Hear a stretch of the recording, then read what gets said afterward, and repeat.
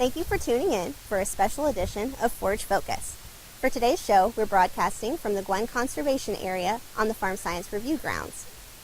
Out at the Gwynne, we have a variety of grazing demonstration plots that we've planted to show you today. I have a series of special guests with me to help cover those topics. With us today, we have Clifton Martin of Muskingum County, Tim McDermott of Franklin County, and Dan Lima of Belmont County. Stay tuned.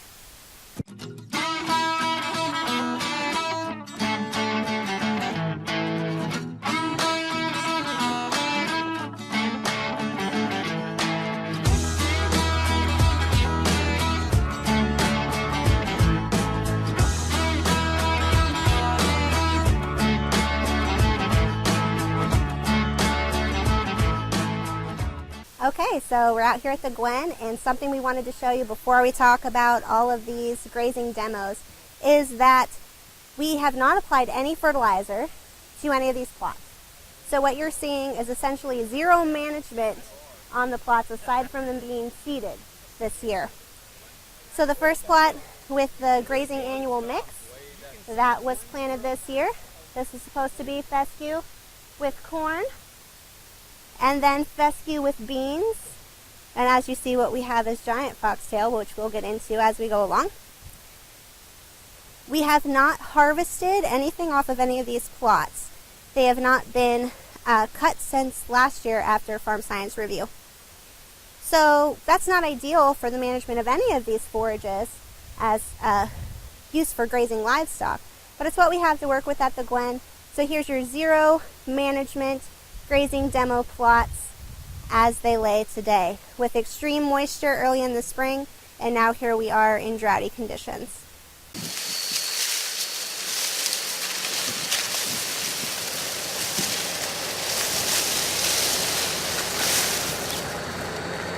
Welcome to the 2019 Farm Science Review here at the Gwynne Conservation Area.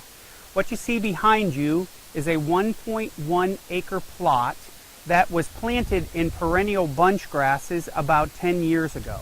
From that time forward, it was not able to be managed with fire or mowing the way that we would normally like to manage those perennial grasses.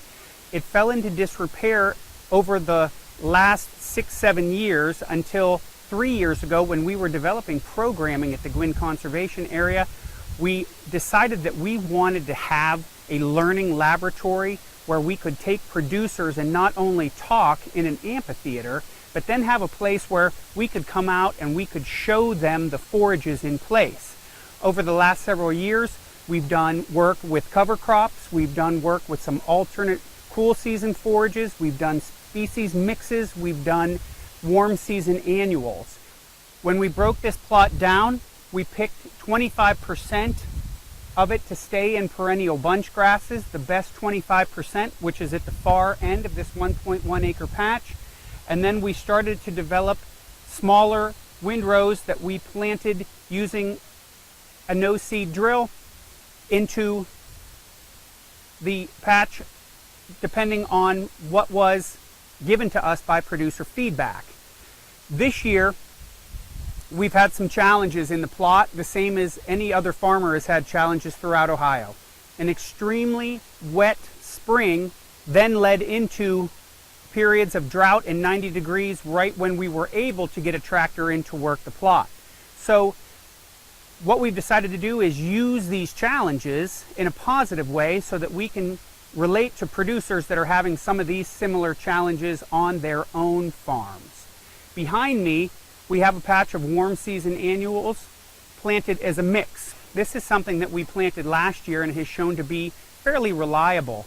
Before that, in 2018, this was planted in teff. We were not able to get in to work this ground until the last week of June due to all of the persistent rainfall. Unfortunately, once it dried out at the end of June, we went into a period of 90 degrees and very little rainfall that entire time frame. I think that we're seeing decent germination in this plot here because if you notice, there's a gradual slope downward towards a tributary of Deer Creek behind us, and that residual moisture that would have drained off of this field allowed us to have enough moisture for decent germination. So when we talk to producers that are grazing, most of the time in Ohio, they're grazing in a cool season grass pasture.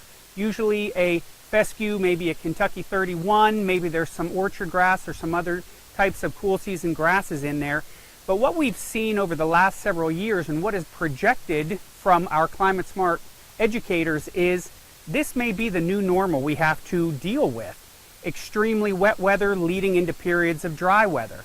So when we look at that forage curve that we would normally have with cool season pasture, we have that big burst of growth in the spring. It starts to level off into some dormancy once we get into the hot weather, and then we have a smaller bump up in the fall when the rains come back and the temperatures moderate. So producers normally will either heavily graze or try to get 1 or 2 cuttings of hay, and then as they get into the fall, they're going to do their best to put up some hay, maybe get a 3rd cutting, or maybe leave it be to stockpile forage. Because of the changes we're seeing with our climate, we're almost seeing a period of where we're doing very, very hot periods leading into dry periods, almost like a rainy season and a dry season, and that is exaggerating the peaks. So how can a producer work different forages into their management strategy to address that middle season, hot, dry summer where they can have forage available for their animals to graze or to make hay or to do baleage or silage that will be reliable and yet palatable and have the nutritional need that will provide even for lactating animals at that time. In this patch right here, we have a mixture of warm season annuals. They include sorghum Sudan grass, sun hemp, and then cowpea, a legume that, while it's named cowpea, is actually closer to a bean, has a leaf a lot like a soybean. And then way down at the base,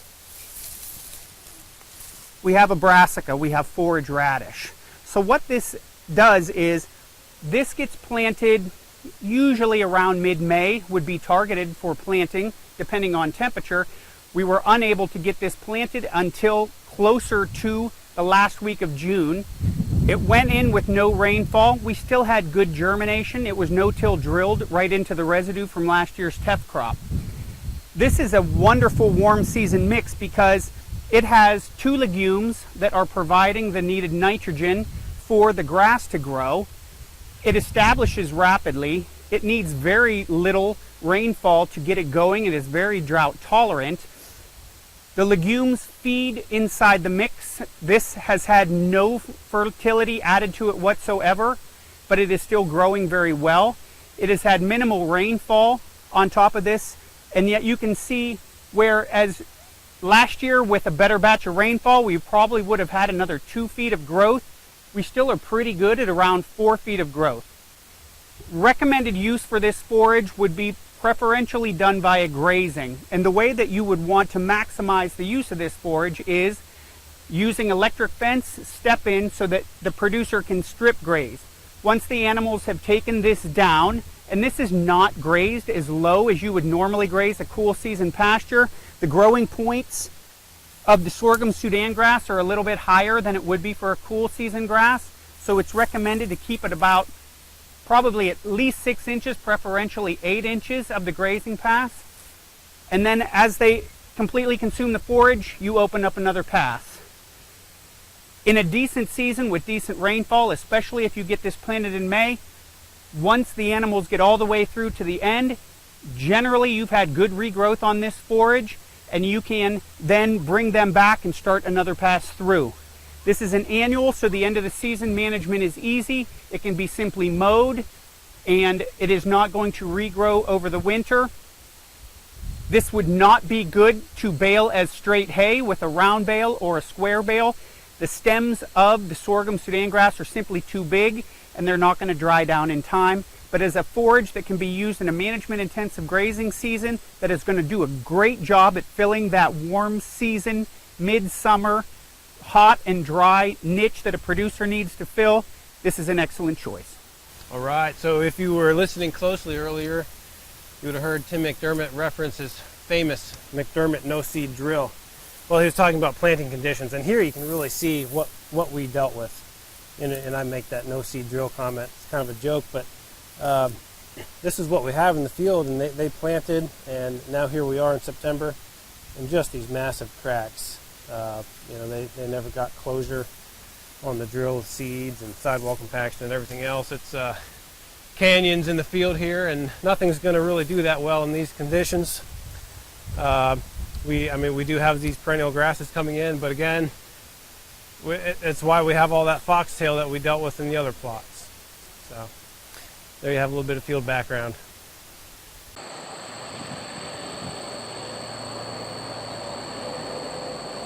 My name is Dan Lima. I'm from Belmont County, and I'm here at the Farm Science Review.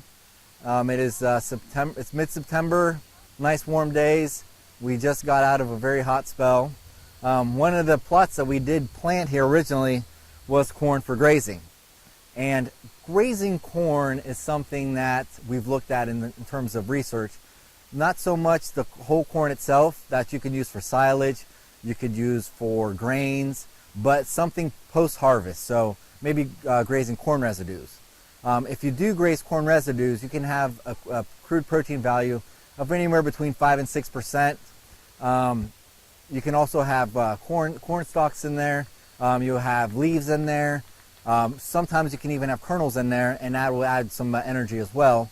But when we planted the corn that we wanted to look at in terms of a potential mix for grazing, what happened was back in late June, we planted the corn, we didn't get any rain, and we did not get good germination. But instead of corn, what we see here is foxtail, which is another warm season annual, ironically enough. Does a little bit better in drought, and it can also be suited for grazing other than the seed heads. These seed heads, they're going to be, the grass at this point doesn't have really good grazing value, because once, if you're looking at the maturity level of this is way over mature. You have a lot of lignin, you have a lot of seed heads. This is going to be an eye irritant for the livestock, so potential for pink eye as well. But it does well in terms of drought situations, and it is considered a weed. But even something like foxtail, if you were to graze this earlier on, if you saw this coming and you were to graze it when it wasn't as mature, I would say you'd probably have anywhere from 10 to 12% crude protein, something that you could use. But there is some corn in here, but we'd really have to get in there to find it. Really couldn't outcompete the foxtail, which goes to show which one has higher vigor. And as far as a drought situation, maybe if you do plan on doing something with corn, watch out for this, or maybe anticipate something like this happening if you don't have the right irrigation. If we want to go to the neighboring plot here, which actually looks much like the corn for grazing, we try to do fescue and beans. Some of the history of this plot was a few years back, it was fescue and it was a legume. I want to say it was hairy vetch in the past. The fescue is a cool season grass. It grows ideally at 60 degrees. Right now we are way above that. We have very little rainfall, so the fescue is really going to be dormant. It's going to be in a slump. It's what's called the summer slump. It really just kind of dies back, doesn't do much. As you can see, the stuff we're standing on right here, this might be some kind of orchard grass, fescue type cool season grass. Doesn't look good, not really growing, very thin. Probably not a lot of nutrient value. A lot of times, one way to get around this problem in terms of eastern Ohio, central Ohio, I would say Ohio in general, would be to possibly even feed hay during the summer, so that you're not stressing this out, so that you don't have good grazing weather later in the fall. But one of the ideas to kind of combat the problem with the summer slump is to have an annual warm season grass like this. This is foxtail, not what we anticipated, but it has outcompeted the cool season grass for the summer months. One of the things we wanted to try in this one was to actually put soybeans in the middle of it, and the soybeans would act like a legume companion and give it a little bit more nitrogen, possibly a little bit the dilution of the endophyte.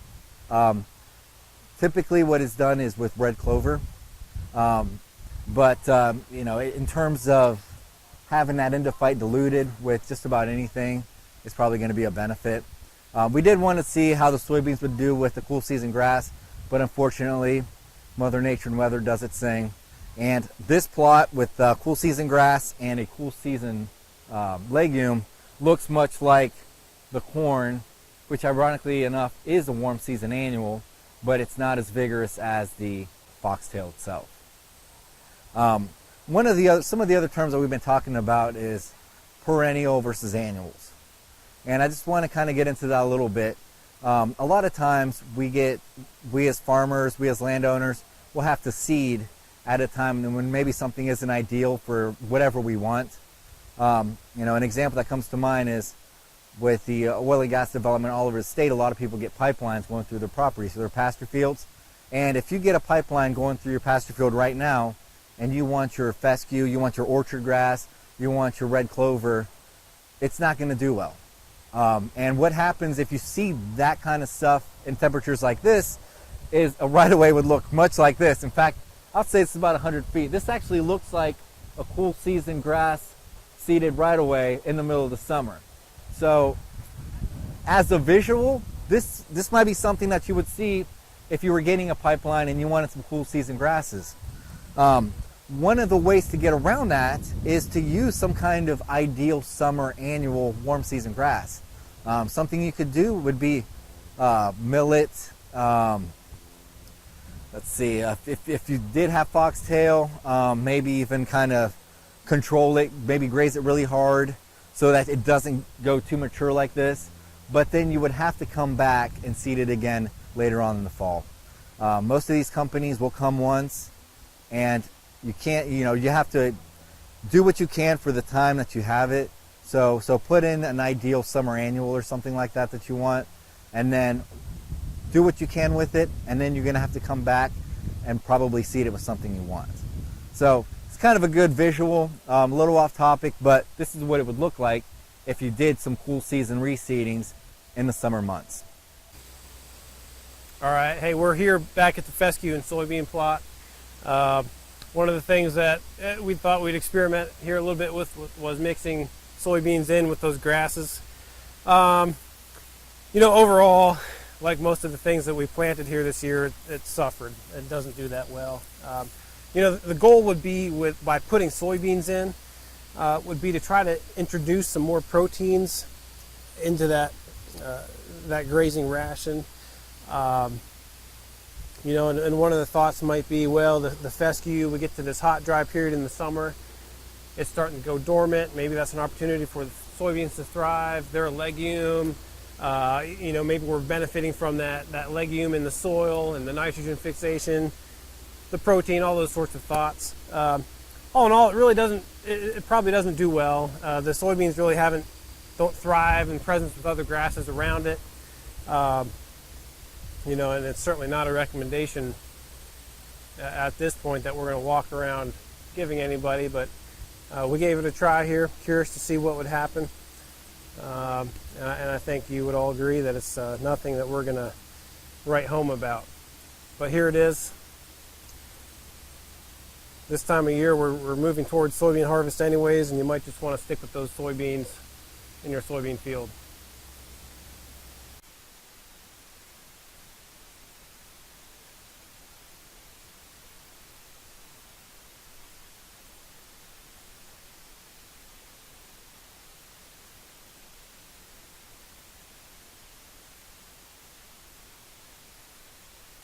All right, my name is Clifton Martin. I'm here out here at the Farm Science Review.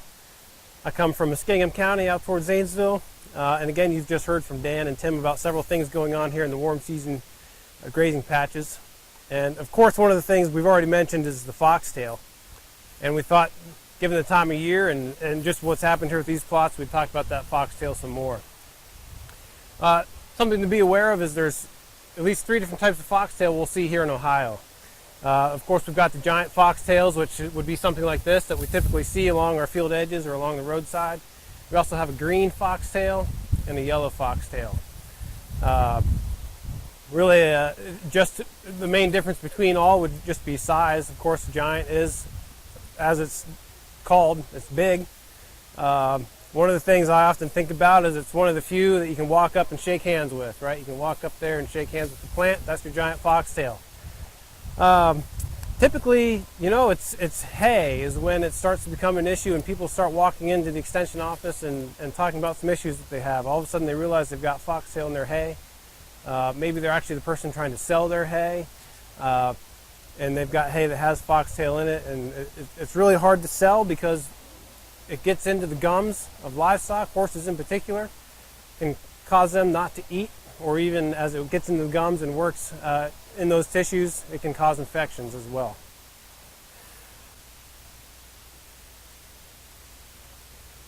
So once we're here with our foxtail, you've got an issue, it's in your hay. The question really is, what are you going to do about it? How are you going to manage it? Because really, going forward, it's not going to be helpful for you at all in your operation. Nobody wants the hay that you've got. You don't want the hay you've got, so you got to find a way to manage that. A couple options when we're dealing with pastures. We can mow. That's one of our main control techniques that we use. We always use it for a lot of things. We can spray herbicides.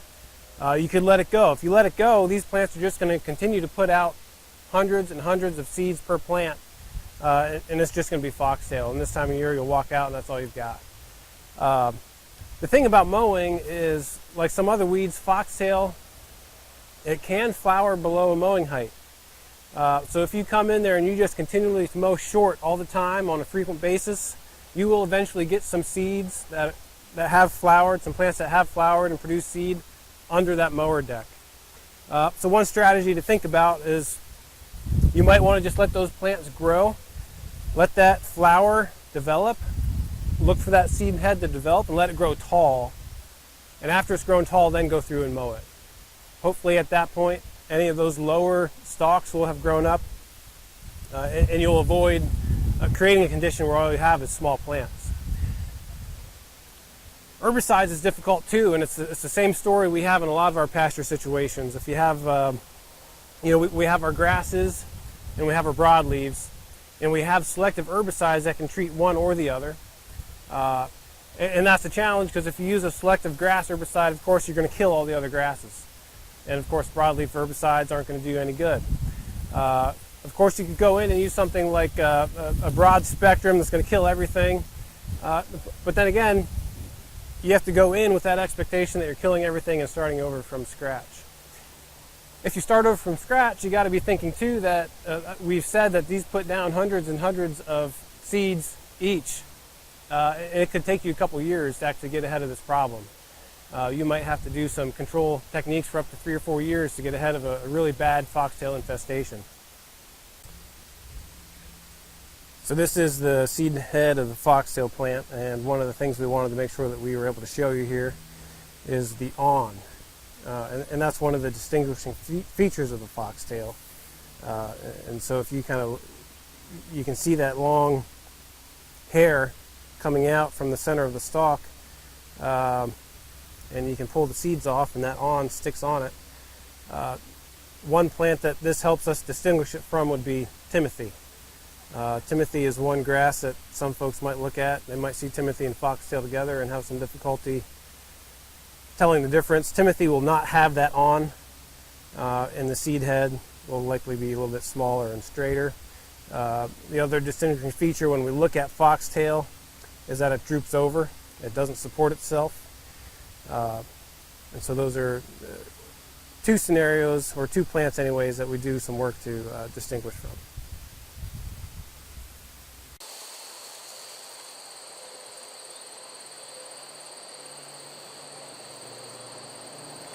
Hi, it's Christine Gelley from Noble County, your host of the show and Extension Educator down in Southeast Ohio.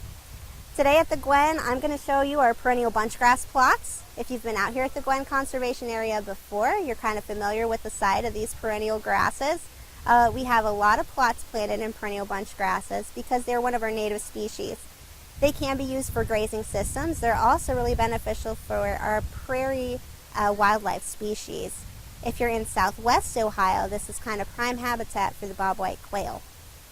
So, we want to talk about the benefits of using these perennial bunch grasses in a grazing system.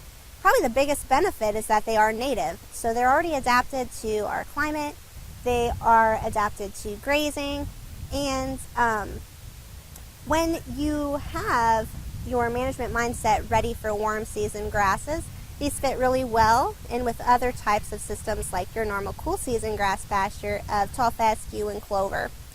So with your perennial bunch grasses, the growing season is going to be really similar to your warm season annuals in that they're slower to pick up growth. They don't really start actively growing until May, and then they're going to grow through September, and then they're going to taper off into the winter and go dormant. One of the benefits to a growth season like that is it gives you more time before they're ready to harvest. So in a year like we had this year where it was extremely wet for a long period of time, these grasses still weren't ready to harvest. So by the time things did dry out, it was actually a really good time maturity-wise for perennial grasses to harvest as opposed to our typical cool season perennials. If you want to walk into the plot a little bit, we'll take a look at some of these grasses and some of the things that make them different. So right here, one of the grasses that you see, this is the seed head of big blue stem. Big blue stem, we say, has a turkey foot seed head. Down here, we've got an Indian grass. Switchgrass and Indian grass look a lot alike, but one of the differences between big blue stem and Indian grass, which are most easily confused, is big blue stem is very hairy on the stem. And it's actually named big blue stem because the stem at the bottom has a purple to blue color, which you can see here on these leaves. But as far as the hue of most of the grass, the Indian grass actually has a lighter blue hue, whereas the big blue stem has a brighter green. Both of these can put on a lot of growth throughout the summer and get really good tonnage as a hay harvest. When you're grazing these grasses, you want to be cognizant of where the growing point is on these, because it's not where your cool season grass growing point is. When you're thinking about how low to go, whether you're cutting or grazing these, you want to think leaving 10 to 8 inches rather than your typical 3 to 4 with a cool season grass. And that's because the meristem of this grass, which is where the rest of the plant grows out of, is higher on the stem. It's actually right here. So to protect that growing point, you need to harvest at a higher region on the plant. If you harvest below that, what it does is it causes the plant to create more tillers, which sounds like a good thing, but that also stresses the root system. So if you can keep the harvest point above that meristem, the plant's going to be healthier over the long period of your utilization. One of the great things about these perennial grasses that makes them really good for withstanding extreme weather conditions is the massive root system that they have. These can have root systems that reach down to 20 feet in the soil, allowing them to access water during times when it's dry, and also allowing the roots to still get oxygen when the topsoil is saturated.